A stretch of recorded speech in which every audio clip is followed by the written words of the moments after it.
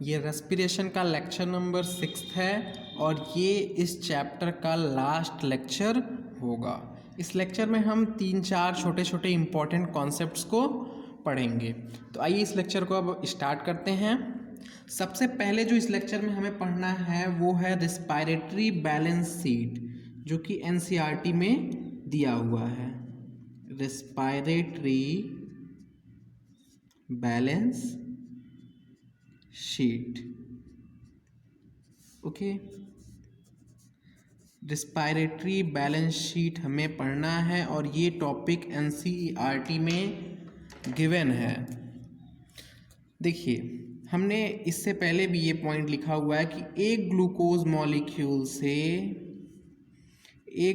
Molecule का अगर ये एक ग्लूकोज मॉलिक्यूल रेस्पिरेशन में जाए, रेस्पिरेशन के प्रोसेस में जाए, तो इससे क्या क्या प्रोड्यूस हो रहा था। आपने देखा था 10 मॉलिक्यूल ऑफ NADH2 प्रोड्यूस हो रहा था और 2 मॉलिक्यूल ऑफ FADH2 प्रोड्यूस हो रहा था और साथ में 4 मॉलिक्यूल ऑफ ATP प्रोड्यूस हो रहा था और इसी से 6 मॉलिक्यूल ऑफ CO2 भी प्रोड्यूस हो रहा था।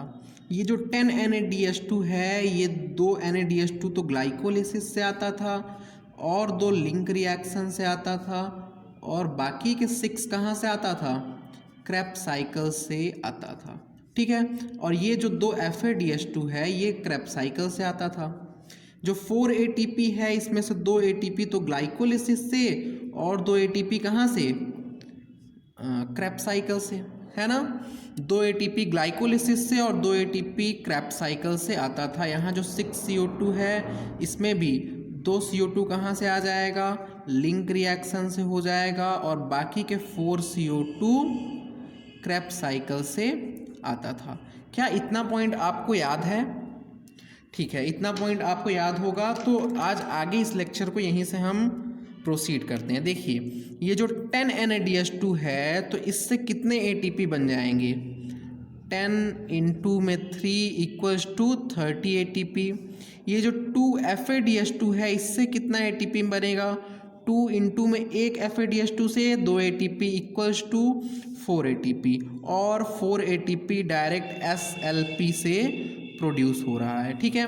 ये जो ATP है 30 और 4 मीन्स 34 ATP किससे प्रोड्यूस हो रहे हैं, 34 ATP ऑक्सीडेटिव फॉस्फोराइलेशन से प्रोड्यूस हो रहे हैं और ये जो बाकी का 4 ATP है, ये किससे प्रोड्यूस होगा, ये SLP means substrate level phosphorylation से प्रोड्यूस होगा, ओके। मीन्स टोटल एनर्जी इस पूरा जो प्रोसेस है ग्लूकोज का, उसमें 38 ATP प्रोड्यूस होगा, ठीक है। इतना पॉइंट आपको समझ में आ रहा है कि 38 ATP प्रोड्यूस होगा, ठीक है।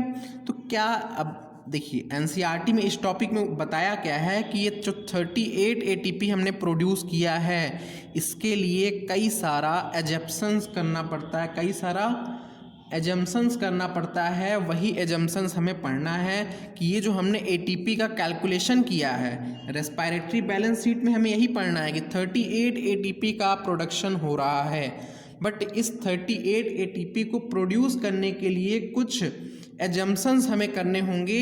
आइए उन्हें हम लिखते हैं तो आपको ये पॉइंट और क्लियर होगा। देखिए, ये जो नेट गेन ऑफ ATP है एक ग्लूकोज से, net gain of ATP from one glucose is calculated with following assumptions. Assumptions हम देखेंगे कौन कौन सा है, 4 एजम्पशंस है, हम उन्हें देखेंगे। Is calculated with following assumptions, ठीक है। इतना पॉइंट आपको समझ में आ रहा है। कुछ एजम्पशंस के थ्रू ये 38 ATP प्रोड्यूस हुए हैं। ऐसा क्यों बोल रहे हैं, ये आपको धीरे धीरे ये पॉइंट क्लियर हो जाएगा, ठीक है। देखिए, पहला एजम्पशंस क्या है इसमें कि जो स्टेप है, कौन कौन सा स्टेप है, देखिए ग्लाइकोलिसिस होगा, देन लिंक रिएक्शन होगा, देन क्रेब्स साइकिल होगा, देन ETS है। ये स्टेप सिक्वेंसली फॉलो होना चाहिए, सिक्वेंसली और ऑर्डरली फॉलो होना चाहिए। मीन्स ग्लाइकोलिसिस के तुरंत बाद क्या हो, लिंक रिएक्शन हो, लिंक रिएक्शन के बाद क्रेब्स साइकिल हो, और क्रेब्स साइकिल के बाद ईटीएस हो। बट क्या सेल में ऐसा होता है कि सीक्वेंसली इस तरीके से रिएक्शन चले? जी नहीं, ऐसा नहीं होता है। सेल में ये जो सारे प्रोसेस हैं, ये सारे प्रोसेस साइमल्टेनियसली चलते हैं। सेल में ये सारे प्रोसेस साइमल्टेनियसली चलते हैं। तो पहला एजम्पशन हमें यही मानना होगा कि ये जो प्रोसेस चल रहे हैं, अगर हमने 38 एटीपी कैलकुलेट किया है तो उसके लिए एजम्पशंस होगा, पहला एजम्पशंस यही है कि जो ये जो प्रोसेस है, ये सारा प्रोसेस एक के बाद दूसरा इसी सीक्वेंस में और इसी ऑर्डर में चल रहा है। ओके, अगर ऐसा नहीं होगा तो क्या होगा? अगर ये सीक्वेंसली, देखिए एक्चुअल में क्या होता है कि सेल में ये सीक्वेंसली नहीं चलता है, साइमल्टेनियसली चलता है। ठीक है, तो इसीलिए हमने एजम्पशन करना पड़ा कि अगर 38 एटीपी हमने कैलकुलेट किया है तो इसके लिए ये सारे जो स्टेप्स हैं वो सीक्वेंसली और ऑर्डरली चलने चाहिए। ठीक है, तो इसे लिख लेते हैं ऐसे कि ऑल स्टेप, स्टेप में कौन कौन सा होगा? All steps, that is G is for glycolysis, link reaction, Krebs cycle and ETS. ठीक है, ये शॉर्ट में मैंने लिखा है, आप पूरा लिख लीजिए। All step occurs, all step must occurs, या फिर तो लिख लीजिए आप occurs sequentially and orderly, sequentially and orderly. ये जो सारे स्टेप्स हैं ये कैसे होने चाहिए? पहला तो सीक्वेंसली चलना चाहिए, दूसरा ऑर्डरली चलना चाहिए। पहला एजम्पशन ये है। दूसरा एजम्पशन क्या है देखते हैं। देखिए, फर्स्ट एजम्पशन ये हो गया और दूसरा एजम्पशन ये बोलता है कि इन सारे प्रोसेस में जो NADH2 सिंथेसाइज हुआ था, ये जो NADH2 यहाँ से आया था, ग्लाइकोलिसिस, लिंक रिएक्शन और क्रेब्स साइकिल का, ये ETS में जाना चाहिए। अगर ETS में नहीं जाएगा तो ये ATP का सिंथेसिस कैसे होगा? तो दूसरा एजम्पशन यही बोलता है कि ये जो NADH2 हमारा सिंथेसाइज्ड है, ये कहाँ पे जाना चाहिए? ETS में जाना चाहिए।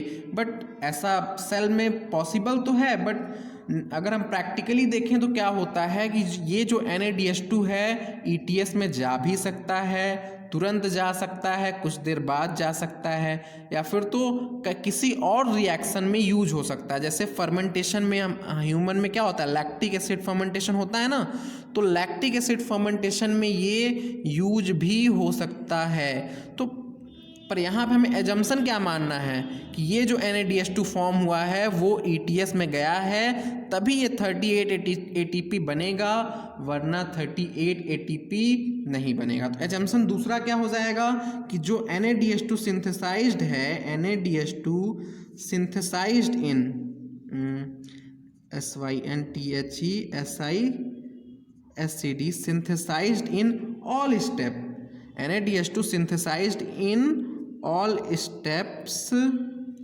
must transferred into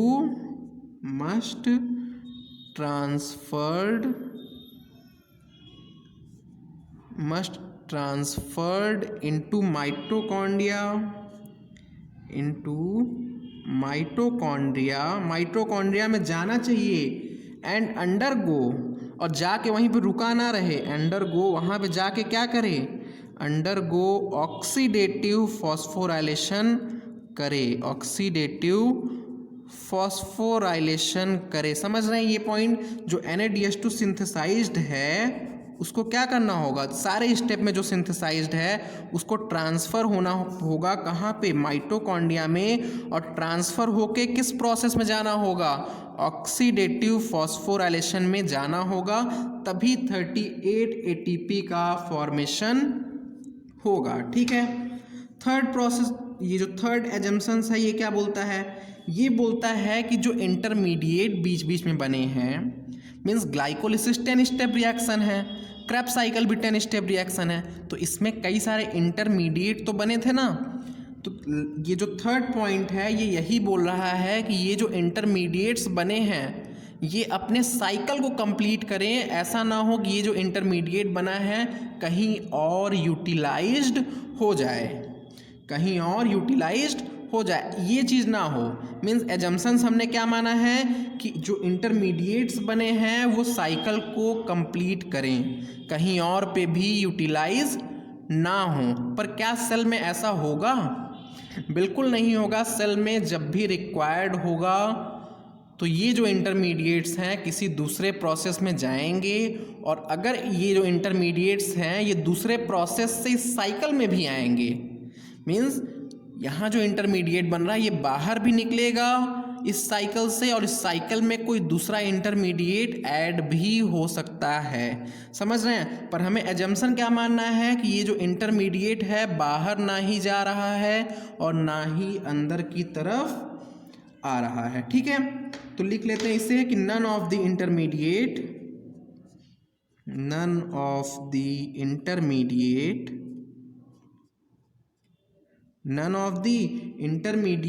in the pathway, ये एनसीईआरटी की लाइन है, मैं एनसीईआरटी से ही देख के लिख रहा हूं। In the pathway are utilized to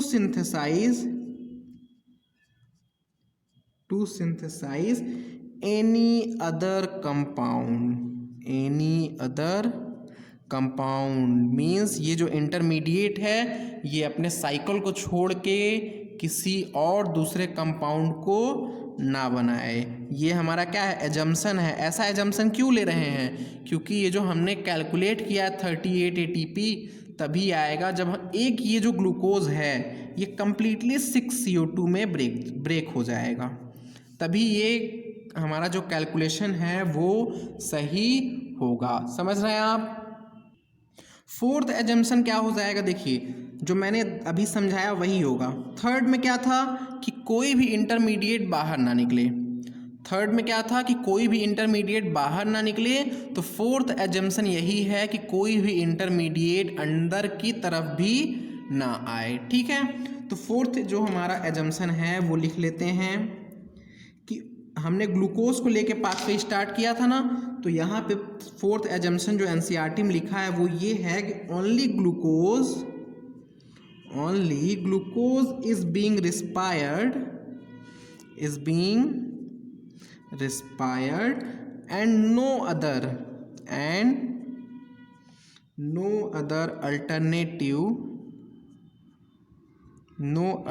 alternative substrate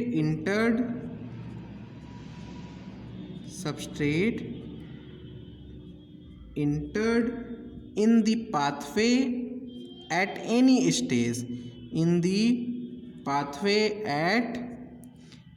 stage किसी भी स्टेज में कोई दूसरा एंटर भी नहीं होना चाहिए और किसी भी स्टेज में कोई दूसरा बाहर भी नहीं निकलना चाहिए। ये हमारे कुछ एजम्पशंस हैं। तो समझ में आ रहा है कि ये जो एजम्पशंस हैं वो क्यों किए गए हैं? क्योंकि 38 ATP का कैलकुलेशन तभी पॉसिबल है। पर अब आप बताइए क्या ये एजम्पशंस वैलिड होंगे सेल्स के लिए?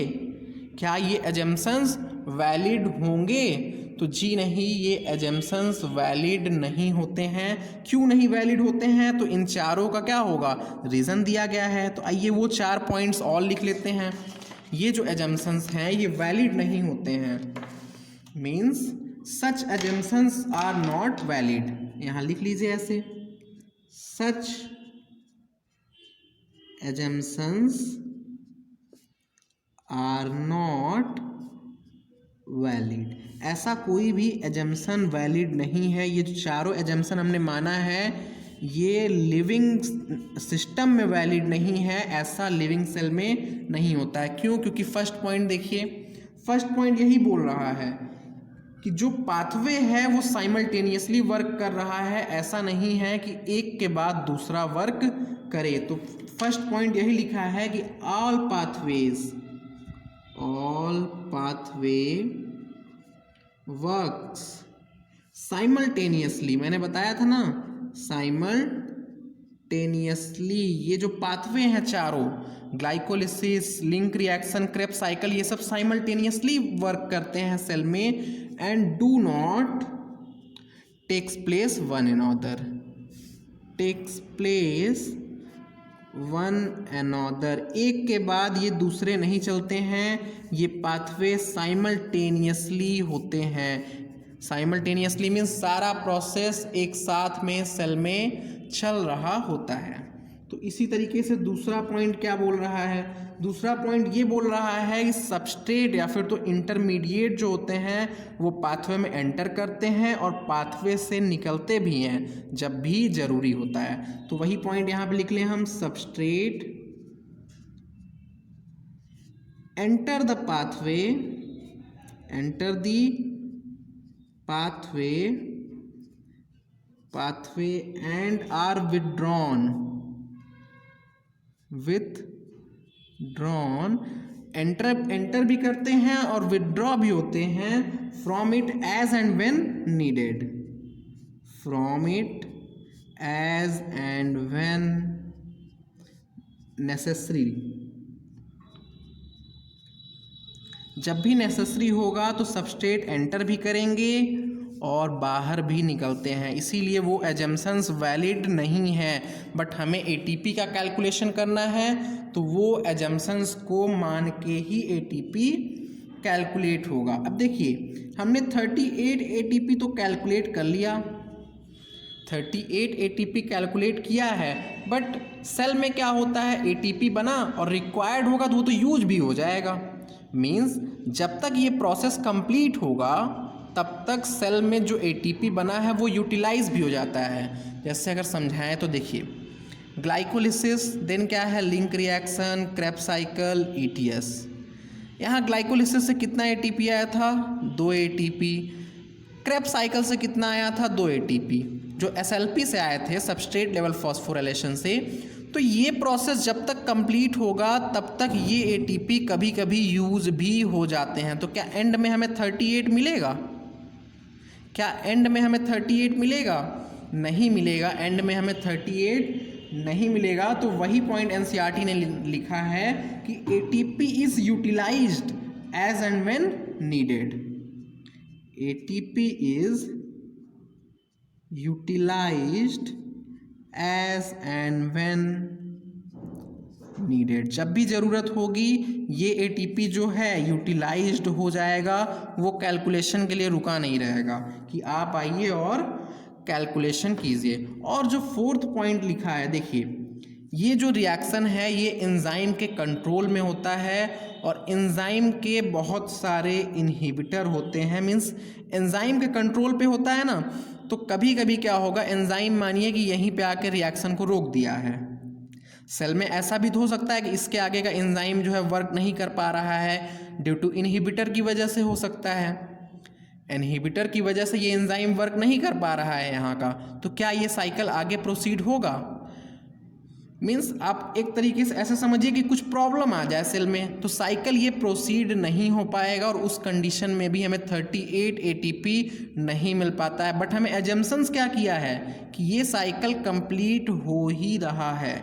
यही पॉइंट एनसीईआरटी में बताया हुआ है। ये जो टॉपिक है रेस्पिरेटरी बैलेंस शीट, इसमें यही पॉइंट्स वहाँ पे लिखे हुए हैं। मीन्स लास्ट पॉइंट वहाँ पे क्या लिखा है, जो एंजाइमेटिक रिएक्शन है, एंजाइमेटिक रिएक्शंस या फिर तो enzymatic reactions are controlled by many means, by many means. जो एंजाइमेटिक रिएक्शंस हैं वो कई तरीके से कंट्रोल हो सकते हैं। जैसे अगर मैं बताऊं तो आप मानिए जैसे कोई भी इनहिबिटर की वजह से हो गया, या फिर तो एंजाइम का जो कोफैक्टर है वो अनअवेलेबल है, या फिर तो अगर ऑक्सीजन, मैंने बताया था ऑक्सीजन अगर साइटोप्लाज्म में प्रेजेंट हो गया तब ग्लाइकोलिसिस ही नहीं होगा, है ना, तब तो ग्लाइकोलिसिस ही नहीं होगा कंप्लीट, या फिर तो NAD+ ही नहीं अवेलेबल है। मीन्स कई सारा कंडीशन हो सकता है उसके लिए, तो उस कंडीशन में भी हमें 38 ATP नहीं मिलेगा। तो ये पॉइंट आपको अच्छे से समझ में आया। ये क्या है, जो एजम्पशंस हमने किया है वो वैलिड नहीं होता है। तो लास्ट में एनसीईआरटी में एक पॉइंट लिखा हुआ है, ये मैं लिख दे रहा हूँ, yet calculation of 38 ATP from 1 glucose. अब देखिए ये वैलिड तो नहीं है ये एजम्पशंस, फिर भी हमने 38 ATP का कैलकुलेशन क्यों किया, आप ये भी तो पूछेंगे कि ये जब वैलिड नहीं है तो हमने 38 ATP का कैलकुलेशन क्यों किया, तो उसी का आंसर एनसीईआरटी ने लास्ट में दिया हुआ है कि yet calculation of 38 ATP from one glucose is to appreciate the efficiency of living system,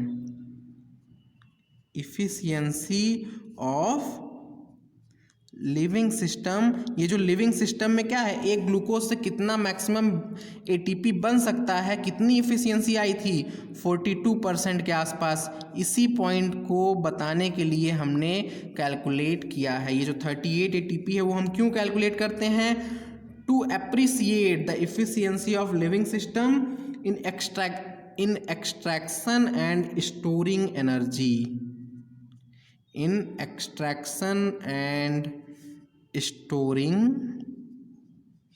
energy. ये थोड़ा सा थ्योरेटिकल पॉइंट था तो थोड़ा सा बोरिंग हो गया। तो ये सारे पॉइंट्स आपको समझ में आए अच्छे से। एनसीईआरटी का ही पॉइंट्स लिखा हुआ है, एक बार आप एनसीईआरटी को जब रीड कर लेंगे तो आपको ये सारे पॉइंट्स और अच्छे से क्लियर हो जाएगा। इसी के बाद एनसीईआरटी में एक और पॉइंट लिखा है कि डिफरेंस बिटवीन फर्मेंटेशन और anaerobic respiration, difference between fermentation and anaerobic respiration. ये आप पूरा लिख लीजिए। फर्मेंटेशन एंड एनाएरोबिक रेस्पिरेशन के बीच में कुछ डिफरेंस पॉइंट एनसीईआरटी में लिखा हुआ है, आइए उसे भी नोट कर लेते हैं। एक कॉलम में हो जाएगा फर्मेंटेशन, यहाँ एनाएरोबिक और फर्मेंटेशन तो सेम हो गया ना, ये एरोबिक हो जाएगा, एरोबिक। ठीक है, फर्मेंटेशन और एरोबिक रेस्पिरेशन के बीच में डिफरेंस, एरोबिक रेस्पिरेशन। ये जो फर्मेंटेशन है इसी का दूसरा नाम क्या हो जाएगा, एनाएरोबिक रेस्पिरेशन, है ना। फर्मेंटेशन का ही तो दूसरा नाम होता है एनाएरोबिक रेस्पिरेशन।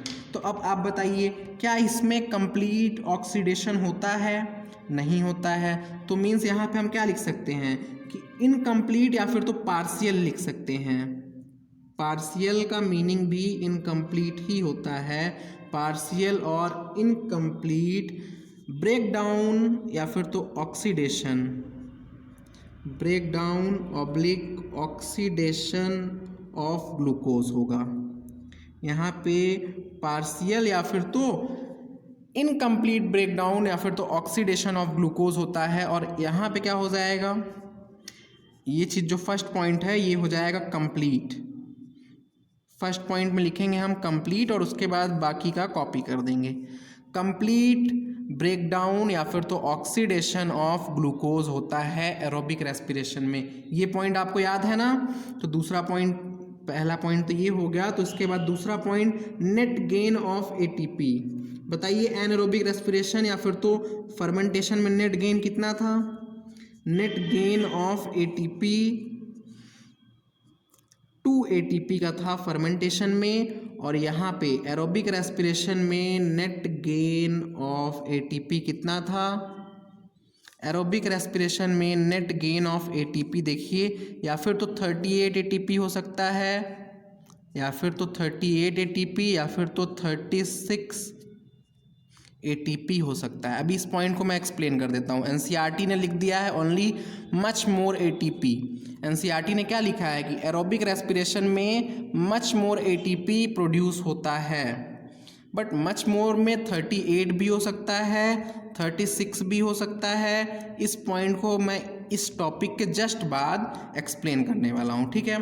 थर्ड पॉइंट यहाँ पे क्या लिखा हुआ है, अब देखिए एनाएरोबिक रेस्पिरेशन में ETS तो होता नहीं है।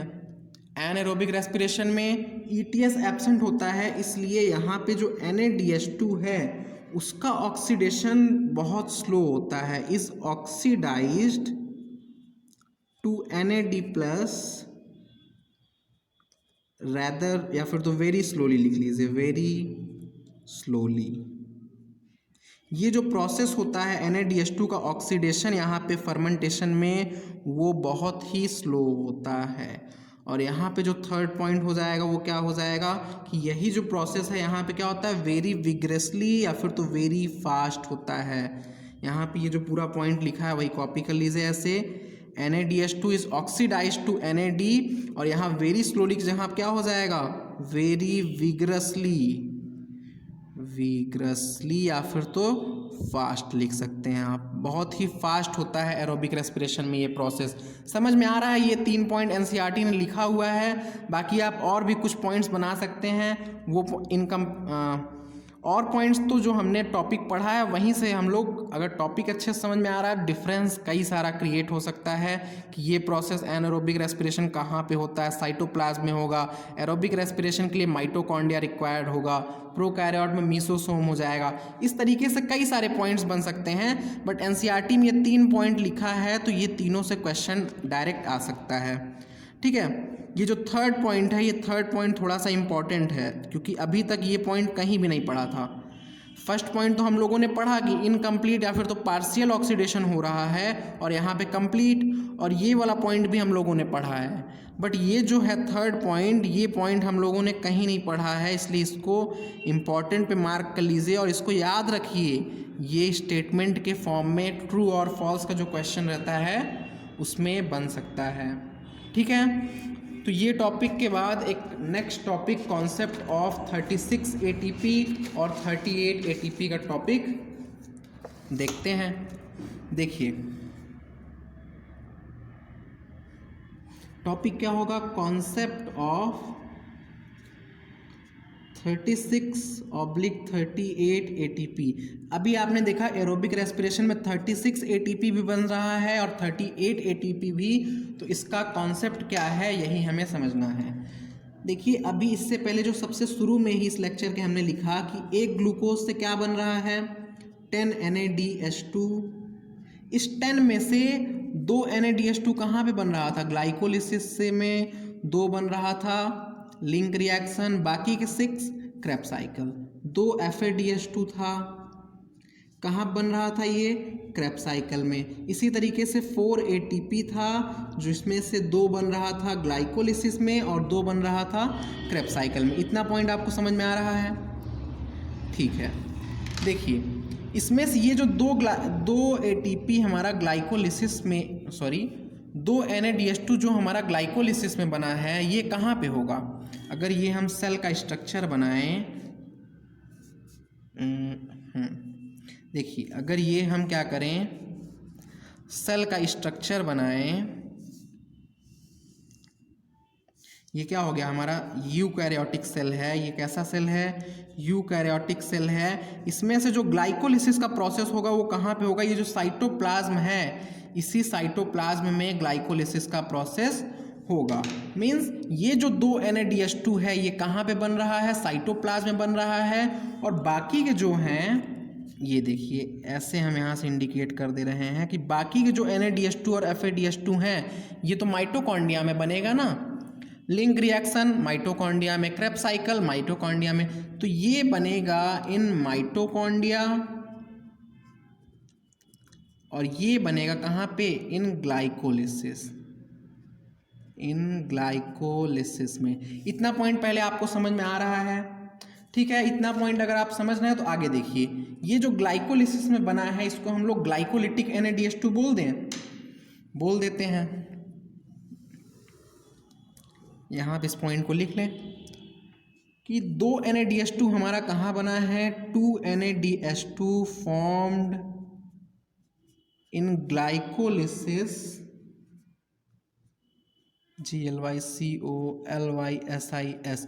ग्लाइकोलिसिस कहाँ बना है, ये साइटोप्लाज्म में, साइटोप्लाज्म बना है। Formed in glycolysis has to move, कहाँ पे जाना होगा, इसका तो ETS होगा ना, has to move for ETS, has to move in mitochondria लिख लीजिए, has to move in mitochondria for ETS।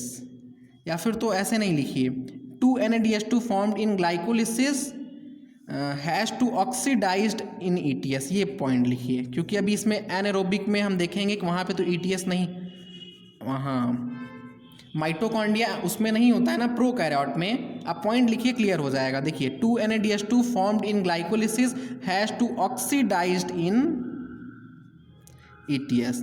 Mitochondria prokaryote में नहीं होता है। ETS में ऑक्सीडाइज होना है तो अब यहाँ पे दो कंडीशन हम लोग बना लिया जाए, एक तो यूकैरियोट में और दूसरा प्रोकैरियोट में। समझ रहे हैं मैंने माइटोकॉन्ड्रिया के यहाँ पे काटा क्यों? क्योंकि माइटोकॉन्ड्रिया प्रोकैरियोट में नहीं प्रेजेंट होता है। देखिए अब यूकैरियोट में ETS कहाँ पे चलता है? ETS चलेगा माइटोकॉन्ड्रिया में। यूकैरियोट में ETS कहाँ चलता है? माइटोकॉन्ड्रिया में। और प्रोकैरियोट में ETS कहाँ चलता है? सेल मेम्ब्रेन में। पहले आप इतना पॉइंट समझ रहे हैं कि नहीं? ये जो 2 NADH2 बना है ग्लाइकोलिसिस में, इसे ऑक्सीडाइज होना होगा ETS में, तभी तो ATP आएगा। इसे ETS में ऑक्सीडाइज होना होगा। और ETS अब यूकैरियोट और प्रोकैरियोट में कहाँ चलता है?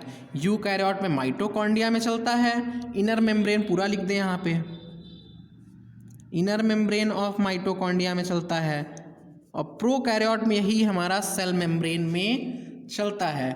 जब इनर मेम्ब्रेन में चलता है तो इसका मतलब आप क्या समझ रहे हैं? ये जो 2 NADH2 है इसको कहाँ जाना होगा? माइटोकॉन्ड्रिया के अंदर इंटर करना होगा। 2 NADH2 has to enter enter into mitochondria. इतना पॉइंट आपको समझ में आया या नहीं? ये जो 2 NADH2 है इसको कहाँ इंटर करना होगा?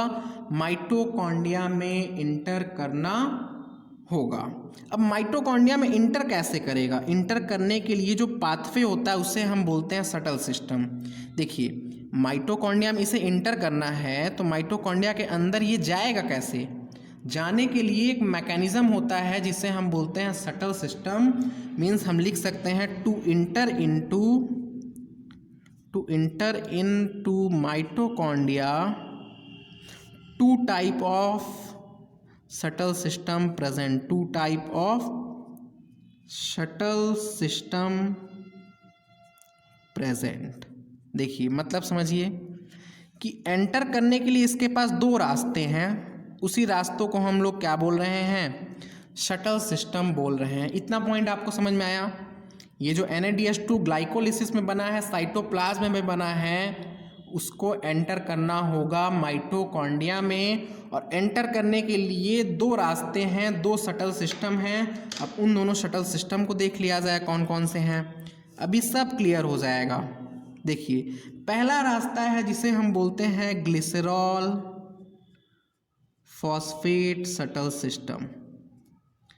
Glycerol phosphate shuttle system, SS लिख दे रहे हैं आप, पूरा लिख लीजिए। और दूसरा हो जाता है malate aspartate shuttle system, malate aspartate shuttle system. ठीक है, 2 शटल सिस्टम हुआ, एक तो हुआ ग्लिसरॉल फॉस्फेट शटल सिस्टम और दूसरा मैलेट एस्पार्टेट शटल सिस्टम। अगर ये इस रास्ते से गुजरेगा तो क्या होगा? देखिए जो ग्लिसरॉल फॉस्फेट शटल सिस्टम है, अगर NADH2 इस रास्ते से गुजरेगा तो उसका हुलिया चेंज हो जाएगा। मतलब 2 NADH2 एंटर्स एज 2 FADH2। ये जो NADH2 है वो एंटर कैसे कर जाएगा? FADH2 की तरह इन माइटोकॉन्ड्रिया। पूरा लिख लीजिए ऐसे, इन माइटोकॉन्ड्रिया। माइटोकॉन्ड्रिया में ये कैसे एंटर करेगा? देखिए इसका हुलिया चेंज हो गया अगर इस रास्ते से गया तो, बट अगर इस रास्ते से गया तो इसका हुलिया चेंज नहीं होगा। मीन्स यहाँ लिख सकते हैं हम 2 NADH2 एंटर्स एज 2 NADH2 के ही तरह यहाँ पे इंटर करेगा इन माइटोकॉन्ड्रिया। क्या आप ये पॉइंट समझ पा रहे हैं? अगर नहीं तो आइए थोड़ा समझते हैं। ये हमने बना दिया क्या? माइटोकॉन्ड्रिया। ये देखिए ये है माइटोकॉन्ड्रिया। ग्लाइकोलिसिस में 2 NADH2 बना था। अब इस 2 NADH2 को एंटर करना है कहाँ पे? माइटोकॉन्ड्रिया के अंदर पे। अब जब ये पहले रास्ते से means glycerol phosphate shuttle system से जाएगा तो ये अंदर जाते वक्त रास्ते में कन्वर्ट हो जाएगा किसमें? 2 FADH2 में। 2FADH2 में कन्वर्ट हो जाएगा। अब कैसे होगा, इसके लिए एक रिएक्शन होता है, वो रिएक्शन यहाँ पे हमें नहीं पढ़ना है, ठीक है। एक रिएक्शन वैसे 3-4 लाइन का ही है, बट रिएक्शन को यहाँ पे हमें नहीं जानना है क्योंकि NCERT में नहीं दिया है। बस कॉन्सेप्ट को समझिए कि हो क्या रहा है। जब ये 2 NADH2 माइटोकॉन्ड्रिया के अंदर एंटर करेगा तो उसका हुलिया चेंज हो गया, 2FADH2 में कन्वर्ट हो गया।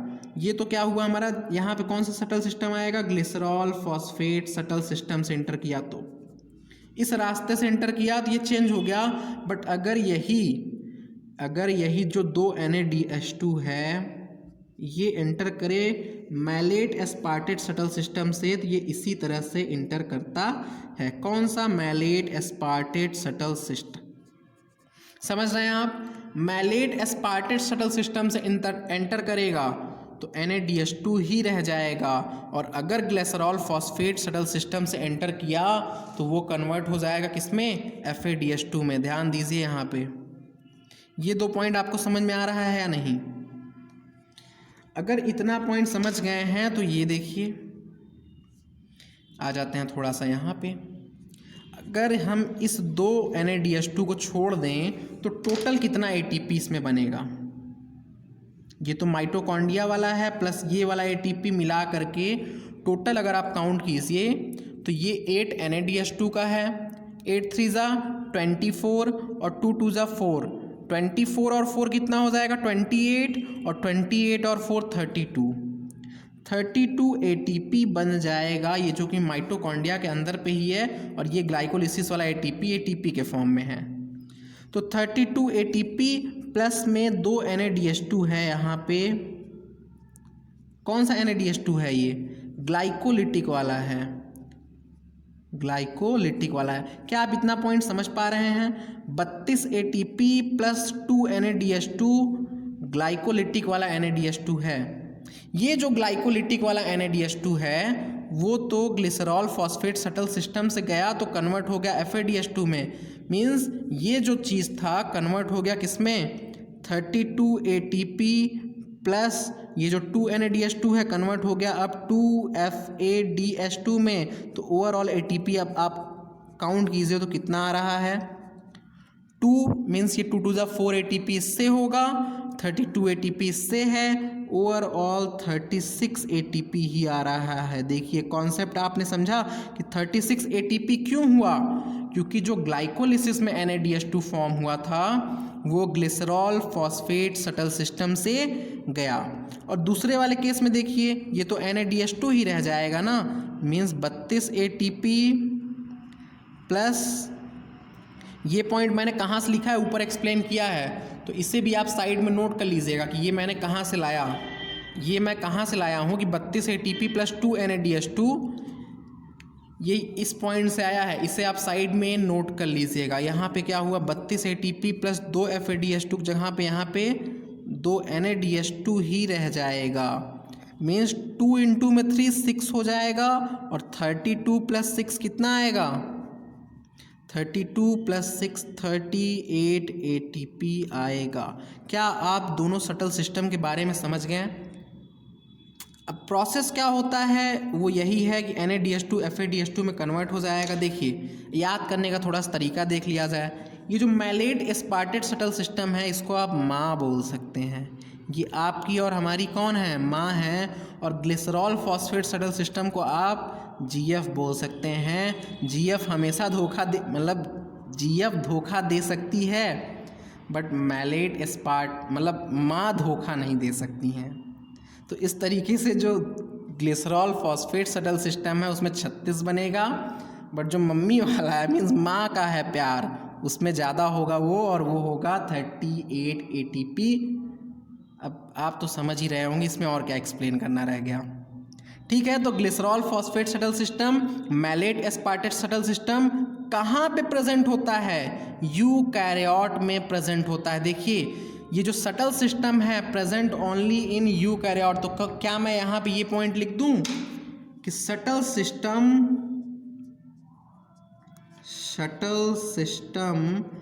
Present only in eukaryotic mitochondria, फिर तो यूकैरियोटिक सेल लिख दूँ मैं, यूकैरियोटिक सेल में ही सटल सिस्टम प्रेजेंट होता है, प्रोकैरियोट में सटल सिस्टम नहीं प्रेजेंट होता है। प्रोकैरियोट में सटल सिस्टम क्यों नहीं प्रेजेंट होता है, यहाँ पे थोड़ा समझ लिया जाए। देखिए, प्रोकैरियोट में सटल सिस्टम नहीं प्रेजेंट होता है, क्यों? क्योंकि अगर ये प्रोकैरियोटिक सेल है तो सेल का मेम्ब्रेन कौन होगा, यही जो आउटर वाली मैंने लाइनिंग बनाई हुई है, और इसी साइटोप्लाज्म में बना हुआ है क्या, NADH2। अब NADH2 को किसी सेल ऑर्गेनेली में नहीं जाना है, मीन्स अगर हम यहाँ लिखना चाहें तो क्या लिख सकते हैं, NADH2 has not to entry लिख सकते हैं, means has not to enter into any cell organelle लिख लें, into any cell organelle for ETS, यहाँ पे कंप्लीट कर देते हैं। देखिए, ETS के लिए ये जो NADH2 बना हुआ है, दो NADH2 बना हुआ है प्रोकैरियोट में, उसको कहीं पे भी जाना नहीं है, तो ये क्या होगा, NADH2 के फॉर्म में ही एंटर करेगा ETS में। ETS में हमेशा NADH2 के फॉर्म में एंटर करेगा, इसका मतलब है ऑलवेज कितना ATP बनाएगा, प्रोकैरियोट में ऑलवेज 38 ATP बनता है। प्रोकैरियोट में ऑलवेज कितना ATP बनेगा, ऑलवेज 38 ATP बनता है। क्या ये 2 पॉइंट आपको अच्छे से समझ में आया? ठीक है, तो ये glycerol phosphate shuttle system GF से याद कर लीजिए, और मैलेट एस्पार्टेट सटल सिस्टम माँ से याद कर लीजिए। अब इस पर कुछ कमेंट नहीं कीजिए कि GF और माँ मैंने ऐसा क्यों बोला, बट एक जनरल पॉइंट से आप याद कर सकते हैं, इस पर कुछ कमेंट करने की ज़रूरत नहीं है। ठीक है, अब एक पॉइंट और देख लें कि ये जो ग्लिसरॉल फॉस्फेट सटल सिस्टम है, ये ऑल प्लांट्स में पाया जाता है, नर्व सेल्स में और मसल्स में। यहाँ पे अब लिखने के लिए जगह तो नहीं है, फिर भी हम नीचे लिखते हैं। देखिए, ये वाला जो सटल सिस्टम है कहाँ प्रेजेंट होगा, ऑल प्लांट्स में, मसल्स में होगा ह्यूमन के, या फिर तो एनिमल के, और नर्व सेल में होगा। ठीक है, ये इतनी जगह पे पाया जाएगा। बट बाकी प्लेसेस पे, एग्जाम्पल में जैसे हार्ट, लीवर,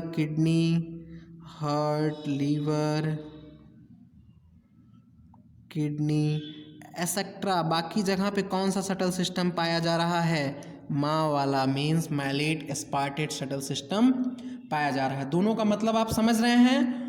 और ये हुआ कॉन्सेप्ट ऑफ 36 या फिर तो 38 ATP। ठीक है, इसके बाद हमारा जो नेक्स्ट टॉपिक है वो है एम्फीबोलिक पाथवे। एम्फीबोलिक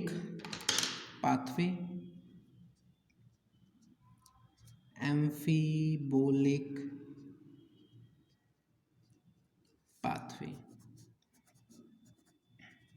ठीक है, देखिए एम्फीबोलिक पाथवे, अगर हमें रेस्पिरेशन का पूरा जो पाथवे था उसे हम थोड़ा सा बना लेते हैं। ये क्या हुआ, कार्बोहाइड्रेट हुआ। कार्बोहाइड्रेट का हमने क्या किया था, हाइड्रोलिसिस किया था सिंपल शुगर्स में। सिंपल शुगर में एग्जाम्पल के रूप में ग्लूकोज ले ले, क्योंकि हमने ग्लूकोज को ही लेके पढ़ा है, means glucose favoured as respiratory substrate. यहाँ पे एक पॉइंट लिख दिया जाए कि फेवर्ड एज, ये ग्लूकोज को, glucose FAVOURED, favoured as respiratory substrate. ठीक है, ये पॉइंट आपको समझ में आ रहा है कि ग्लूकोज रेस्पिरेटरी सबस्ट्रेट की तरफ फेवर किया जाता है। अब क्यों किया जाता है, मैंने सेकंड लेक्चर में कि फर्स्ट लेक्चर में एक्सप्लेन कर दिया था, शायद फर्स्ट लेक्चर में। ओके, तो इसके आगे की पाथवे क्या थी, ये ग्लूकोज ग्लाइकोलिसिस में जाएगा, धीरे धीरे बीच में बनेगा पागल, मीन्स PgAl, और देन इसके बाद ये बनाएगा पायरुविक एसिड, और देन पायरुविक एसिड कन्वर्ट हो रहा था एसिटिल कोएंजाइम ए,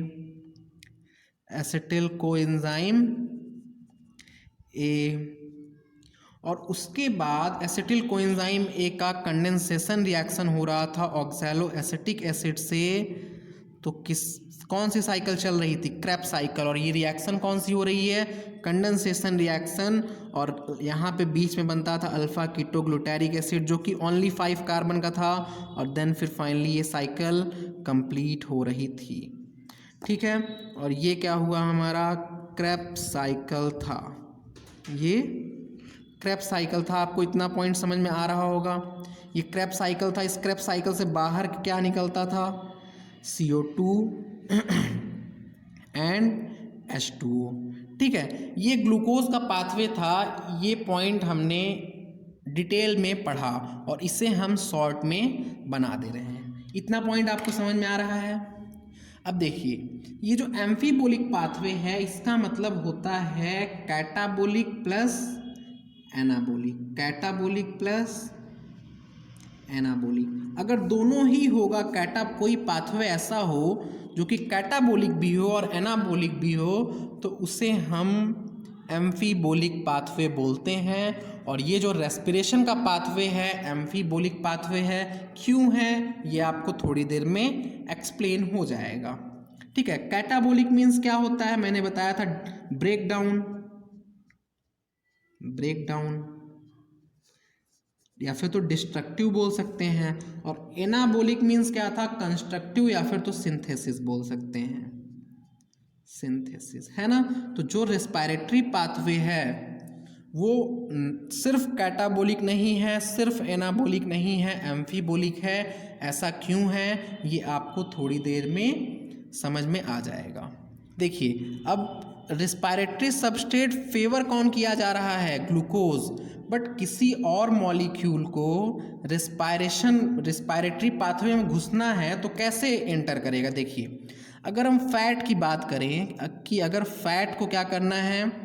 रेस्पिरेटरी पाथवे में एंटर करना है, तो ये फैट कभी भी फर्स्ट स्टेप पे एंटर नहीं कर सकता है। ये फैट कभी भी फर्स्ट स्टेप में एंटर नहीं कर सकता है। पहले ये क्या होगा? ब्रेक डाउन होगा।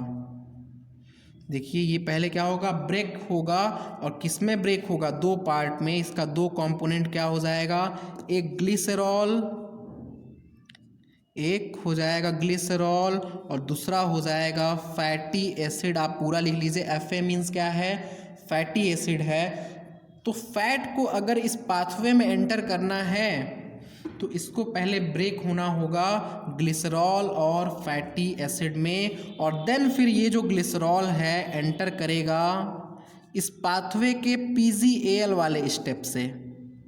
ये जो ग्लिसरॉल है ये कन्वर्ट हो जाएगा PGAL में और इस पाथवे में एंटर करेगा। मीन्स आप देख रहे हैं प्योर फैट कभी भी पाथवे में एंटर नहीं कर रहा है और ना ही प्योर फैट फर्स्ट स्टेप पे एंटर कर रहा है। समझ रहे हैं आप? ये जो प्योर फैट है वो कभी भी पाथवे में एंटर नहीं करेगा और ना ही ये प्योर फैट फर्स्ट स्टेप में एंटर करेगा। इसी तरीके से जो फैटी एसिड है ये पहले क्या होगा? ब्रेक होगा और ब्रेक होके 2 कार्बन का कंपाउंड बनाएगा, और इसके ब्रेक होने के प्रोसेस को हम लोग बोलेंगे बीटा ऑक्सीडेशन। और बीटा ऑक्सीडेशन के बाद ये कहाँ एंटर करेगा? एसिटिल कोएंजाइम A वाले स्टेप में। ये हमारा रेस्पिरेटरी पाथवे था। अगर इस पाथवे में फैट को एंटर करना है तो पहले इसको खुद को तोड़ना होगा ग्लिसरॉल और फैटी एसिड में। फैट 2 चीज़ से मिलकर बना होता है ना, बायोमॉलिक्यूल में आपने ये पढ़ा होगा। तो ये ग्लिसरॉल और फैटी एसिड में पहले टूटेगा और ग्लिसरॉल PGAL वाले स्टेप में ऐड होगा और fatty acid acetyl coenzyme A के स्टेप में ऐड होगा। इतना पॉइंट आपको समझ में आ रहा है? यहीं पे प्रोटीन का देख लिया जाए। अगर प्रोटीन को यहीं से एंटर करना होगा तो क्या होगा? देखिए, प्रोटीन को ब्लैक पेन से ही लिख लिया जाए।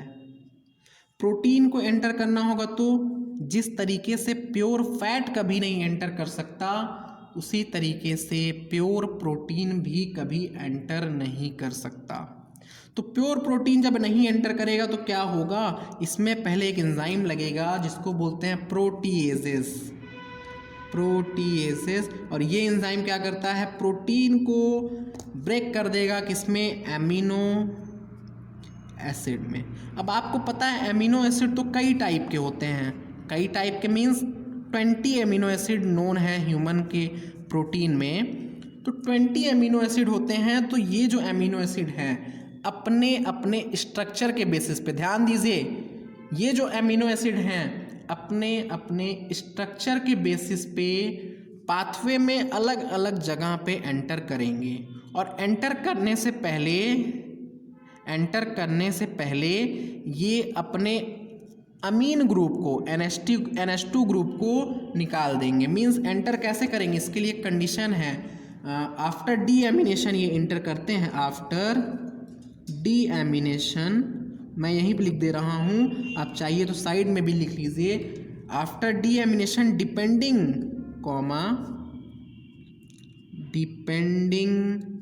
On structure of amino acid, structure of, यहाँ पे ए मीन्स क्या है, एमिनो एसिड। आफ्टर डीएमिनेशन पहला प्रोसेस क्या होगा, डीएमिनेशन होगा, मीन्स इसमें से अमीनो ग्रुप निकलेगा। उसके बाद क्या होगा, depending on structure of amino acid, amino acid का स्ट्रक्चर कैसा है, it may enter into pathway at different stages, into pathway at stages, ठीक है, अलग अलग स्टेज में इंटर करेगा। डीएमिनेशन के बाद स्ट्रक्चर जैसा होगा उस पर डिपेंड करेगा कि ये कहाँ पे एंटर करेगा, ठीक है।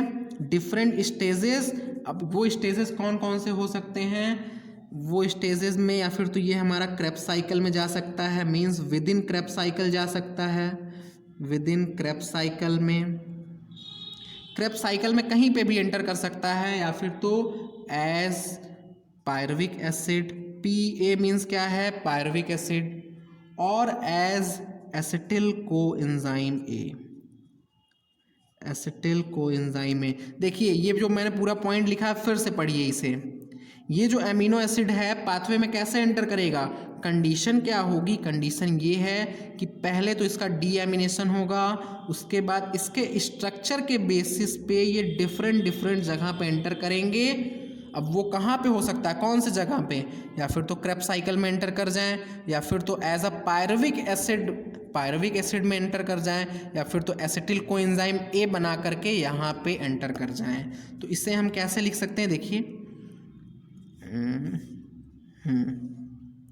ऐसे करके ये हमने पायरुविक एसिड में एंटर कराया, इसी से आगे जा कर के एसिटिल कोएंजाइम में। अब ये जो पॉइंट है, ये जो लाइनिंग मैंने बनाया है इसके जस्ट बगल में लिखिएगा, ये जो मैं लाइनिंग बना रहा हूँ इसके जस्ट बगल में लिखिएगा, या फिर तो ये कहाँ पे क्रेब्स साइकिल में जाके एंटर कर सकते हैं। क्रेब्स साइकिल में एक पॉइंट है जहाँ पे एंटर करते हैं जनरली, वो है अल्फ़ा कीटोग्लूटारिक एसिड में। क्रेब्स साइकिल में कहाँ पे जनरली एंटर करते हैं, अल्फ़ा कीटोग्लूटारिक एसिड में। और यहाँ से मैं एक पॉइंट बता दूँ आपको, alpha ketoglutaric acid Krebs cycle से निकल करके ग्लूटामेट भी बनाता है, ग्लूटामेट, या फिर तो इसी को हम लोग बोलते हैं ग्लूटामिक एसिड। क्या आपको पता है कि ये पॉइंट कहाँ पे लिखा हुआ है, इस चैप्टर में ये पॉइंट नहीं लिखा हुआ है, ये पॉइंट मिनरल न्यूट्रिशन वाले चैप्टर में लिखा हुआ है, और ये पेज नंबर होगा 204 पे। देखिए अल्फ़ा कीटोग्लूटारिक एसिड का रिडक्टिव एमिनेशन होगा तो ये क्या बनाएगा, ग्लूटामेट बनाता है। और ये अल्फ़ा कीटोग्लूटारिक एसिड कहाँ से आएगा, इसी रेस्पिरेशन के प्रोसेस से आता है, ठीक है। यहाँ पे प्रोसेस क्या होगा, रिडक्टिव एमिनेशन, इतना समझ में आ रहा है। ये प्रोसेस क्या होगा, रिडक्टिव एमिनेशन। देखिए इतना जितना मैंने अभी आपको समझाया है इसमें थोड़ा सा और समझाते हैं। पहला पॉइंट, प्योर प्रोटीन और प्योर फैट्स कभी भी पाथवे में एंटर नहीं कर रहा है, ठीक है। क्यों नहीं एंटर कर रहा है, क्योंकि प्रोटीन को और फैट को पहले ऐसे कंपाउंड में कन्वर्ट होना होगा जो पाथवे में एंटर कर सके। अब प्रोटीन या फिर तो पहले पायरुविक एसिड बना ले तब जाके यहाँ पे एंटर करे, या फिर तो ये प्रोटीन पहले एसिटिल कोएंजाइम A बना ले तब पाथवे में एंटर करे, या फिर तो पहले ये अल्फ़ा कीटोग्लूटारिक एसिड बना ले तब जाके पाथवे में एंटर करे। ये किस पे डिपेंड कर रहा है? एमिनो एसिड के स्ट्रक्चर पे डिपेंड कर रहा है, ठीक है। और प्रोटीन हमेशा डीएमिनेशन के बाद ही एंटर करेगा। एक पॉइंट समझें आप। और ये डीएमिनेशन का प्रोसेस कहाँ पे होता है? लीवर में होता है, ठीक है। अब फैट कभी भी प्योर फैट नहीं एंटर करेगा और ना ही फर्स्ट स्टेप में एंटर करेगा। क्या ये फर्स्ट स्टेप में एंटर कर रहा है? ग्लूकोज के बाद तो ग्लूकोज 6 फॉस्फेट बनता है। फर्स्ट स्टेप में कभी भी एंटर नहीं करेगा और एंटर करना होगा तो बीच में कहीं पे करेगा और पहले ऐसे कंपाउंड में बनेगा जो कंपाउंड एंटर कर सके। तो ये पॉइंट्स आपको समझ में आ रहे हैं? पहला पॉइंट तो ये हो गया। दूसरा पॉइंट मैंने जो अभी पॉइंट्स बोला है उसके बाद नेक्स्ट पॉइंट देखिए क्या है। और ये पॉइंट ही यहाँ पे थोड़ा इम्पॉर्टेंट होगा। अगर प्रोटीन को बनना होगा, मैंने अभी तो प्रोटीन को ब्रेक डाउन करवाया है, बट अगर प्रोटीन को बनना होगा तो ये पायरुविक एसिड कन्वर्ट हो जाता है प्रोटीन में। रेस्पिरेटरी पाथवे से पायरुविक एसिड निकल करके प्रोटीन का फॉर्मेशन भी हो जाता है। इसी तरीके से एसिटिल कोएंजाइम ए निकल के प्रोटीन बन सकता है या फिर तो फैट्स बन सकता है। मीन्स ये जो यहाँ से मैंने पाथवे दिखाया है ये होता है रिवर्सिबल। प्रोटीन से अगर ग्लूकोज बनना होगा तो पहले प्रोटीन कन्वर्ट होगा एसिटिल कोएंजाइम ए में और उसके बाद ये प्रोसेस रिवर्स चल के ग्लूकोज बनेगा। इसीलिए इसको हम एम्फीबोलिक पाथवे बोलते हैं, क्योंकि कैटाबोलिक भी है, ब्रेक डाउन तो हो ही रहा है, पर एनाबोलिक भी है, सिंथेसिस भी इसी प्रोसेस से होता है। अगर फैट की सिंथेसिस करनी है या फिर तो अगर ग्लिसरॉल की सिंथेसिस करनी है तो पहले PgAl बनेगा और वो PgAl कन्वर्ट होगा ग्लिसरॉल में। क्या आप ये पॉइंट समझ पा रहे हैं? ये पॉइंट NCERT में लिखा हुआ है, मैं अगर दिखा दूँ आपको, देखिए।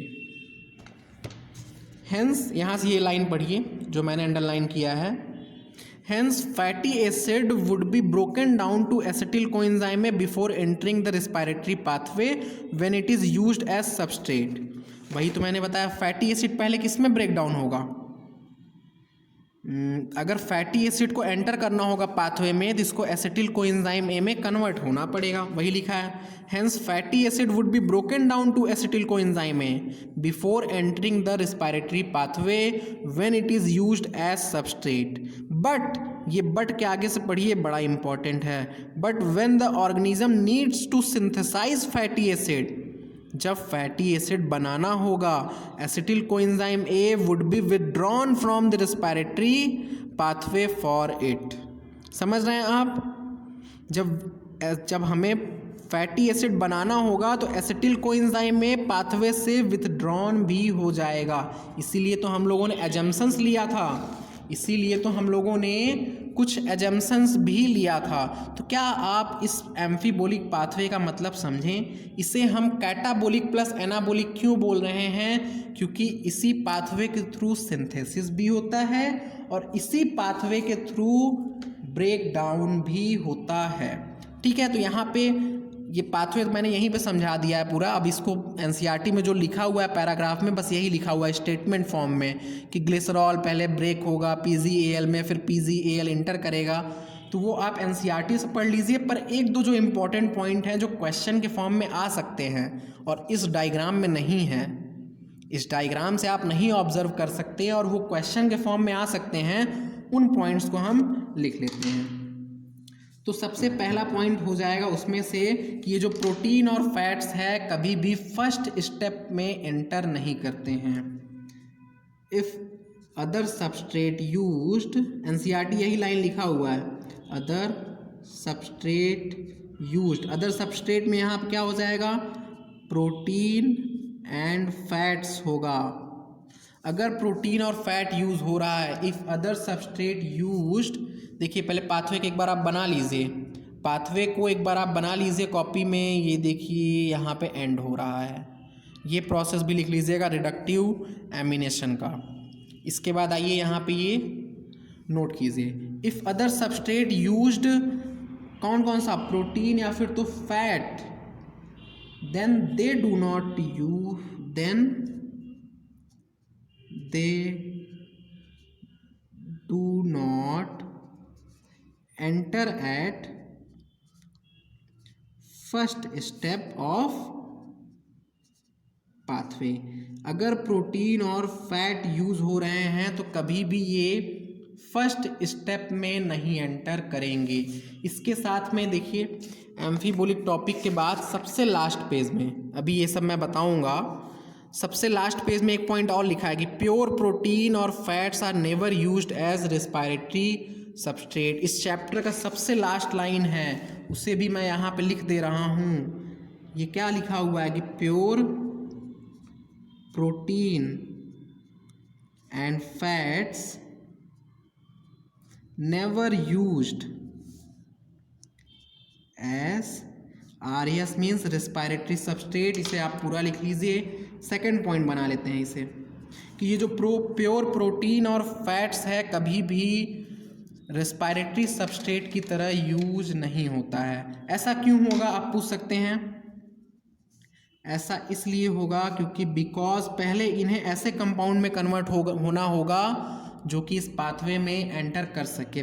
Because before entering the pathway, before entering the pathway, because before entering the pathway they must be converted into compound, they must be converted into such compound, they must be converted into such compound which may enter in the pathway, which may enter in the pathway. NCERT में explanation नहीं लिखा हुआ है, NCERT ने सिर्फ इतना बताया कि प्योर प्रोटीन और फैट्स कभी भी रेस्पिरेटरी सबस्ट्रेट की तरह यूज नहीं होते हैं। Pure protein and fat never act as respiratory substrate या फिर तो never used as respiratory substrate. क्या आपको इतना पॉइंट समझ में आया? अब इसके बाद एक थर्ड पॉइंट भी लिख लिया जाए। थर्ड पॉइंट हो जाएगा कि रेस्पिरेशन में क्या हो रहा है, ब्रेक डाउन ऑफ सबस्ट्रेट हो रहा है। इन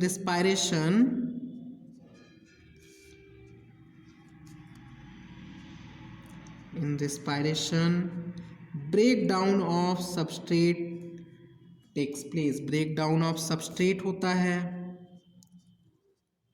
तो इस प्रोसेस को हम लोग क्या बोलते हैं, कैटाबोलिज्म बोलते हैं। और साथ में इसमें क्या होता है, but substrate can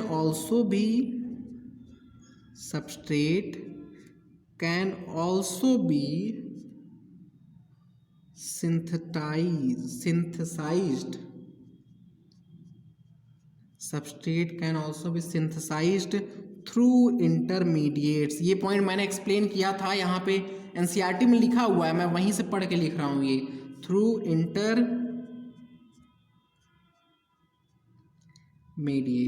means substrate can also be synthesized through intermediate of pathway। जो पाथवे के इंटरमीडिएट्स हैं उनसे भी सिंथेसाइज हो सकता है, इसलिए इसे हम एनाबोलिक भी बोलते हैं। और दोनों को मिला दें तो यही रीज़न है कि रेस्पिरेटरी पाथवे को हम एम्फीबोलिक पाथवे बोलते हैं। मैंने यहाँ पे एक्सप्लेन कर दिया कि एम्फीबोलिक पाथवे क्यों बोलते हैं, क्योंकि इसमें कैटाबोलिज्म भी हो रहा है और एनाबोलिज्म भी हो रहा है। मैंने ये पॉइंट एक्सप्लेन किया था और ये स्टेटमेंट के फॉर्म में लिख भी दिया हूँ कि रेस्पिरेशन में क्या हो रहा है, ब्रेक डाउन ऑफ सबस्ट्रेट हो रहा है और सबस्ट्रेट का सिंथेसिस भी हो सकता है इंटरमीडिएट्स के थ्रू। इसलिए रेस्पिरेशन कैसा प्रोसेस है, एम्फीबोलिक प्रोसेस है। अब कुछ पॉइंट और देखिए, प्रोटीन और कार्बोहाइड्रेट के बीच में कॉमन प्रोडक्ट कौन सा है, पायरुविक एसिड है और एसिटिल कोएंजाइम ए है। फैट्स या फिर तो ग्लिसरॉल और कार्बोहाइड्रेट के बीच में कौन है, PgAl है। फैटी एसिड एंड ये जो कार्बोहाइड्रेट के बीच में कौन है, एसिटिल कोएंजाइम ए है। तीनों के बीच में कॉमन कौन है? प्रोटीन, कार्बोहाइड्रेट और फैट्स तीनों के बीच में कॉमन कौन है? एसिटिल कोएंजाइम ए है। और ये क्वेश्चन कई बार आया हुआ है कि एसिटिल कोएंजाइम ए कॉमन होता है प्रोटीन, कार्बोहाइड्रेट एंड फैट्स तीनों के बीच में। ठीक है, ये क्वेश्चन कई बार आया हुआ है। तो क्वेश्चन ये भी बन सकता है कि प्रोटीन एंड कार्बोहाइड्रेट के बीच में क्या कॉमन है? तो pyruvic acid and acetyl coenzyme A. Carbohydrate और ग्लिसरॉल के बीच में क्या कॉमन है? PgAl। और कार्बोहाइड्रेट और फैटी एसिड के बीच में क्या कॉमन है? तो एसिटिल कोएंजाइम ए। और क्वेश्चन ये भी पूछ सकता है कि ग्लिसरॉल कौन से स्टेप में पाथवे को ज्वाइन करता है, या फिर तो फैटी एसिड कौन से स्टेप में पाथवे को ज्वाइन करता है। इसलिए ये पाथवे का जो डायग्राम है आपके माइंड में सेट होना चाहिए अच्छे से। ठीक है, तो ये पॉइंट हम नोट कर लें कि प्रोटीन और कार्बोहाइड्रेट के बीच में कौन सा कॉमन है, तीनों के बीच में कौन सा कॉमन है। ठीक है, ये पॉइंट्स नोट कर लिया जाए। उसके बाद एक लास्ट टॉपिक हमारा बचेगा, कॉमन बिटवीन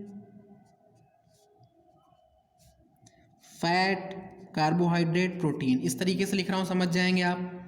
ये पहला पॉइंट हो जाएगा। दूसरा क्या हो जाएगा? कॉमन बिटवीन किसके किसके बीच में देख लें, ये जो प्रोटीन है और कार्बोहाइड्रेट के बीच में देख लिया जाए। थर्ड हो जाएगा कि कॉमन कौन है बिटवीन कार्बोहाइड्रेट एंड ग्लिसरॉल। ये ग्लाइकोलिसिस नहीं, ग्लिसरॉल है, यहाँ पे आप पूरा लिख लीजिए चाहिए तो नाम। और फोर्थ हो जाएगा कि कॉमन बिटवीन हमें किसके किसके बीच में देखना है? कॉमन बिटवीन ये जो कार्बोहाइड्रेट है एंड फैटी एसिड। ठीक है, कार्बोहाइड्रेट एंड फैटी एसिड के बीच में। आप पेज टर्न कीजिए अपने कॉपी का और देखिए फर्स्ट का आंसर क्या आ रहा है? एसिटिल कोएंजाइम ए, एसिटिल कोएंजाइम में। और ये पॉइंट आपको अच्छे से याद होना चाहिए। सेकंड का आंसर दो मिल रहा है हमें, एक तो पायरुविक एसिड और दूसरा एसिटिल कोएंजाइम ए। और भी इसका आंसर हो सकता है, क्यों? क्योंकि प्रोटीन पाथवे में कई जगह पे एंटर कर रहा है, तो वो अलग अलग प्रोटीन के लिए अलग अलग आंसर आएगा। कार्बोहाइड्रेट और ग्लिसरॉल के लिए क्या था? तो PgAl था कॉमन, है ना। और कार्बोहाइड्रेट और फैटी एसिड के लिए क्या था? तो इसके लिए था एसिटिल कोएंजाइम ए। तो ये चारों इम्पॉर्टेंट है, चारों ही पूछा जा सकता है। इस तरीके से भी आ सकता है कि ग्लिसरॉल कौन से स्टेप में पाथवे को ज्वाइन कर रहा है। इसके बाद हमारा एक लास्ट टॉपिक जो कि 10 मिनट का है, उसके बाद ये चैप्टर ख़त्म हो जाएगा। रेस्पिरेटरी क्वेश्चन, रेस्पिरेटरी RESPIRATORYQUOTIENT, या फिर तो इसी को हम लोग रेस्पिरेटरी रेशियो भी बोलते हैं। NCERT में लिखा है रेस्पिरेटरी रेशियो भी बोलते हैं। ये मेज़र किससे किया जाता है? एक डिवाइस है जिसका नाम है रेस्पायरोमीटर, उससे मेज़र होता है, मेजर्ड बाई रेस्पायरोमीटर।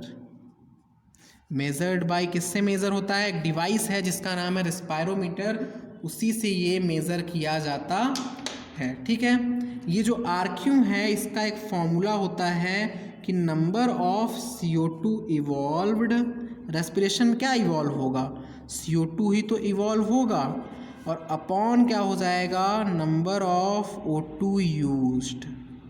ये इसका एक सिंपल सा फॉर्मूला है और इसी फॉर्मूले से RQ की वैल्यू निकाली जाती है। फॉर्मूला क्या है? Number of CO2 evolved is divided by में नंबर ऑफ O2 यूज्ड, या फिर तो कंज्यूम्ड लिखा हुआ है NCERT में।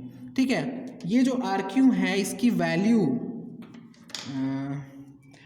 ऑफ RQ जो है वो अलग अलग रिस्पायरेटरी सबस्ट्रेट के लिए अलग अलग आती हैं। तो यहाँ पे आप लिख सकते हैं कि ये जो value of RQ depends upon nature of substrate, depends upon nature of respiratory substrate and also किस पे डिपेंड करता है, टाइप ऑफ रिएक्शन पे and type of respiration, reaction नहीं, टाइप ऑफ रेस्पिरेशन पे। किस पॉइंट पे डिपेंड कर रहा है आर क्यू की वैल्यू, रेस्पिरेटरी सबस्ट्रेट कौन सा है, उसका नेचर कैसा है, या फिर तो type of, depends upon type of respiratory substrate लिख लीजिए, type of respiratory substrate and type of respiration, इस 2 पॉइंट पे आर क्यू की वैल्यू डिपेंड होती हैं। तो टाइप ऑफ रेस्पिरेशन 2 हो जाएगा, एक तो एरोबिक और दूसरा एनारोबिक।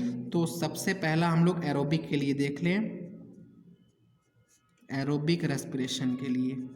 एरोबिक रेस्पिरेशन में एक बात तो श्योर है कि O2 यूज्ड होगा इसमें, एरोबिक रेस्पिरेशन है तो उसमें O2 तो यूज़ होगा ना, तो O2 यूज़ होगा। तो एरोबिक रेस्पिरेशन में अलग अलग कंपाउंड के लिए देख लें। पहला हो जाएगा कार्बोहाइड्रेट के लिए, फर्स्ट पॉइंट में कार्बोहाइड्रेट के लिए देख लिया जाए तो कार्बोहाइड्रेट का रिएक्शन आपको याद है, C6H12O6 प्लस में 6O2 gives 6CO2 plus 6H2O। क्या आपको ये याद है? ठीक है, तो इसलिए इसका RQ देखिए निकालते हैं, 6CO2 इज डिवाइडेड बाई में 6O2 इक्वल्स टू 1 आ जाएगा। ये CO2 O2 तो नहीं कटेगा बट ये 6 से 6 कैंसिल हो जाएगा। पता चला आप O2 से O2 काट दिए, 6 से 6 काट दिए, बोले RQC हो गया। RQC नहीं, CO2 O2 नहीं कटेगा, मीन्स ये नंबर हमें काटना है, 6 से 6 कैंसिल हुआ तो RQ कितना आ गया, 1 आ गया। इसी तरीके से दूसरा कंपाउंड अगर हम प्रोटीन लें और उसको रिस्पायर कराएं तो प्रोटीन के केस में RQ की वैल्यू 0.9 आती है। NCERT ने ऐसे ही डायरेक्ट लिखा है, तो हमें भी कोई रिएक्शन याद करने की प्रोटीन के लिए ज़रूरत नहीं है। ठीक है, प्रोटीन के लिए 0.9 आता है, बट और भी कई सारे प्रोटीन हैं जिसमें 0.8 भी आता है। NCERT ने 0.9 लिख दिया है तो हम 0.9 ही याद करेंगे। ठीक है, अलग अलग प्रोटीन के लिए देखिए यहाँ पे टाइप ऑफ रेस्पिरेटरी सबस्ट्रेट, अगर प्रोटीन में भी कोई दूसरा प्रोटीन हुआ तो उसके लिए ये वैल्यू चेंज हो जाएगा, उसके लिए ये वैल्यू चेंज हो जाएगा। और इसी तरीके से अगर हम थर्ड पॉइंट C पे अगर फैट के लिए देखें तो इसके लिए NCERT में एक रिएक्शन लिखा हुआ है, रिएक्शन नहीं याद करना है आपको, पर याद क्या करना है, देखिए C51H98O6, ये कंपाउंड ट्राईपाल्मिटीन जो कंपाउंड है इसको याद रखना है। ये कौन सा है, ट्राईपाल्मिटीन। NCERT ने दो मॉलिक्यूल इसका लिया हुआ है, आप चाहिए तो एक मॉलिक्यूल ले करके आप कंप्लीट रिएक्शन को आप यहाँ बना सकते हैं। देखिए आप कंप्लीट रिएक्शन कैसे बना सकते हैं, आपको सिर्फ और सिर्फ याद करना है इसका फॉर्मूला, और रिएक्शन तो अभी यूं ही बन जाएगा।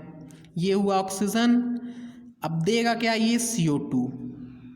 तो इसमें कार्बन कितना है, 51 कार्बन है, तो आप देखिए यहाँ पे 51 CO2 प्रोड्यूस होगा, प्लस इसमें हाइड्रोजन कितना है 98, तो H2O कितना होगा, 98 का आधा मीन्स 49 H2O होगा।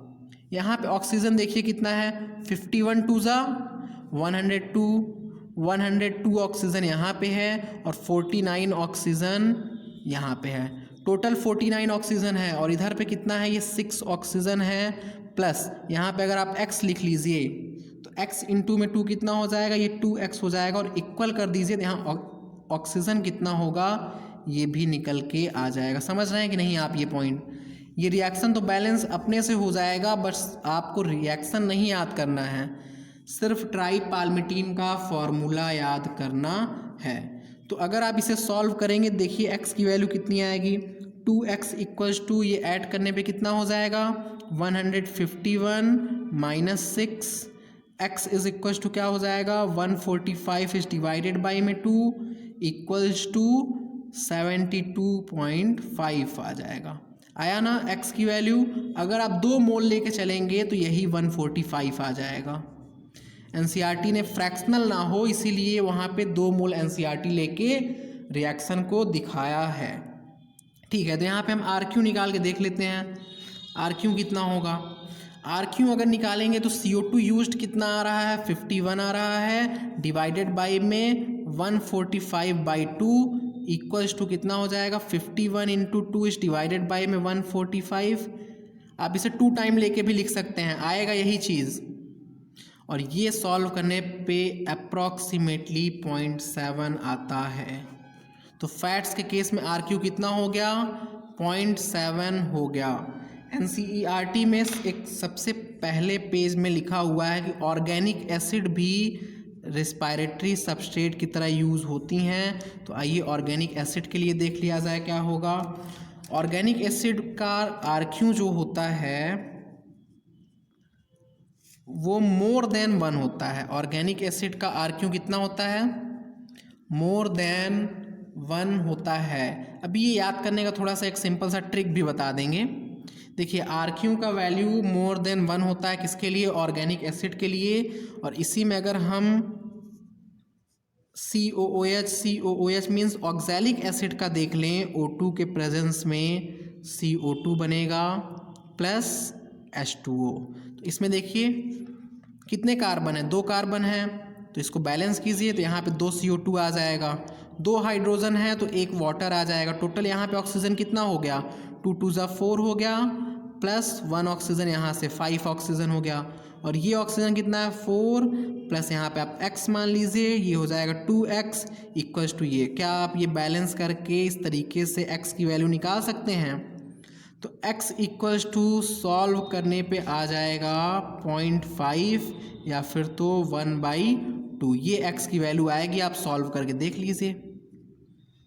इसमें अगर हम ऑर्गेनिक एसिड वाले में एग्जाम्पल बता रहे हैं RQ तो मोर देन 1 होगा।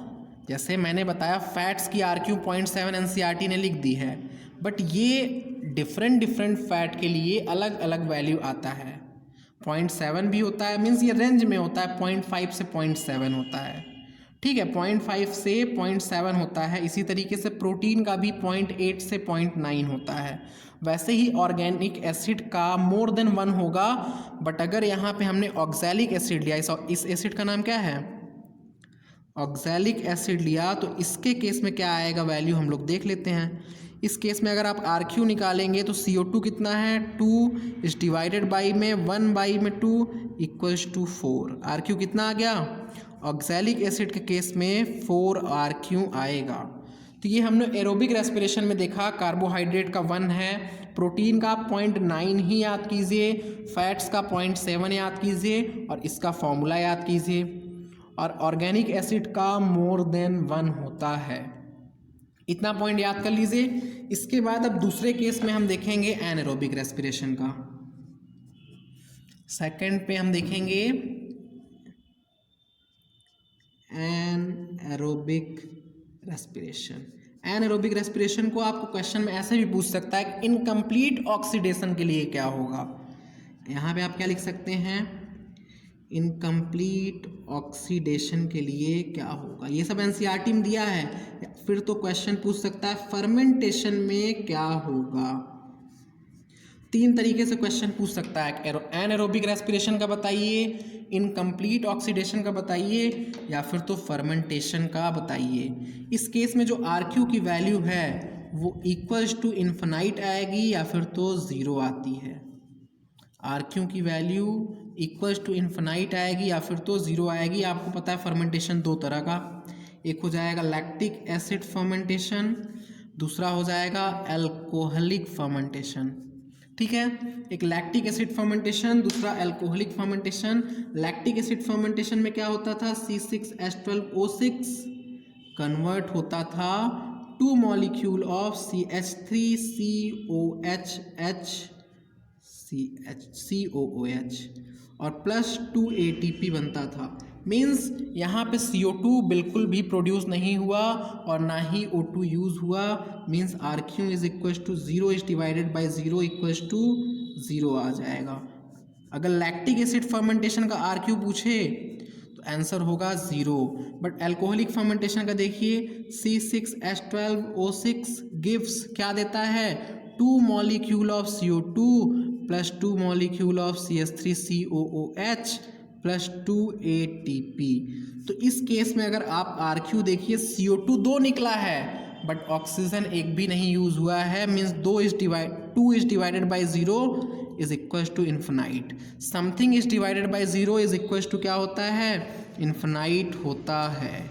ठीक है, तो आर क्यू कितना आ जाएगा इस केस में, इन्फिनाइट आ जाएगा। मीन्स इनकम्प्लीट ऑक्सीडेशन पूछे, एनाएरोबिक रेस्पिरेशन पूछे, फर्मेंटेशन पूछे, तो उस केस में आर क्यू इन्फिनाइट होता है या फिर तो 0 होता है।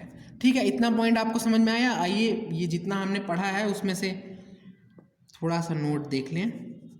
एनसीईआरटी में 3 ही दिया है, एक तो कार्बोहाइड्रेट का दिया हुआ है, एक प्रोटीन का दिया है और एक फैट्स का दिया है। कार्बोहाइड्रेट का 1, प्रोटीन का 0.9 और फैट्स का 0.7। तो इसको ऐसे याद कर लीजिए कि जितना बड़ा नाम होगा उतना बड़ा आर क्यू। देखिए जितना बड़ा नाम उतना बड़ा आर क्यू। वैल्यूज़ तो याद रह जाती हैं कि 1 होता है, 0.9 होता है, 0.7 होता है, बट यही नहीं याद रहता है कि कौन सी वैल्यू किसकी थी। तो इस तरीके से याद कर लीजिए कि जितना बड़ा नाम होगा उतनी बड़ी क्या होगी, वैल्यू होगी। इसी तरीके से एक और ट्रिक बताया था, कार्बोहाइड्रेट की कैलोरीफिक वैल्यू कितनी होती है, 4.1 किलो कैलोरी पर ग्राम थी। प्रोटीन की कितनी थी, 5.65 किलो कैलोरी पर ग्राम थी। और फैट्स की कितनी थी, 9.45 किलो कैलोरी पर ग्राम। ये वैल्यूज़ आपको याद होनी चाहिए, इतनी थी। तो ये हमने याद कैसे रखना है कि जितना बड़ा नाम है उतनी छोटी वैल्यू होगी। आपको 4.1 याद रह जाएगा, 5.65 याद रह जाएगा और 9.45 याद रह जाएगा, बट आप ये भूल जाएंगे कि कौन सी वैल्यू किसके लिए है। तो इसे कैसे याद रखेंगे कि जितना बड़ा नाम है उतना छोटा कैलोरीफिक वैल्यू। जितना बड़ा नाम उतना छोटा कैलोरीफिक वैल्यू। अब ट्रिक ही भूल जाएं या फिर तो ट्रिक में कंफ्यूज हो जाएं तो फिर क्वेश्चन गलत हो जाएगा। अगर आपको ट्रिक से कंफ्यूजन हो रही है तो ट्रिक से नहीं याद कीजिए, आपको जैसे भी याद हो, याद करने से मतलब है इसे याद कर लीजिए। यही 3 पॉइंट एनसीईआरटी में लिखा हुआ है, कार्बोहाइड्रेट का, प्रोटीन का और फैट का, और जनरली यही पूछा जाता है। इसके अलावा अगर ऑर्गेनिक एसिड का पूछा, इसके अलावा भी लिख दें यहाँ पे कि ऑर्गेनिक एसिड का कितना होगा, मोर देन 1 होगा। और एनएरोबिक रेस्पिरेशन का इन्फिनाइट हो सकता है और 0 हो सकता है। इसके अलावा और भी कई सारे होते हैं, जैसे कैम साइकिल का हो गया। मीन्स जो कैम साइकिल हमने पढ़ा था ना फोटोसिंथेसिस में, उसका अलग से आर क्यू निकालना। मीन्स अलग अलग रिएक्शन का तो आर क्यू अलग अलग होता है ना, तो या फिर तो कई सारे प्रोटीन का निकालना, कई सारे फैटी एसिड का निकालना। तो इतना डिटेल में हमें नहीं पढ़ना है, इतना ही पॉइंट हमें पढ़ना था। ठीक है, तो ये चैप्टर यहीं पे ख़त्म हो रहा है।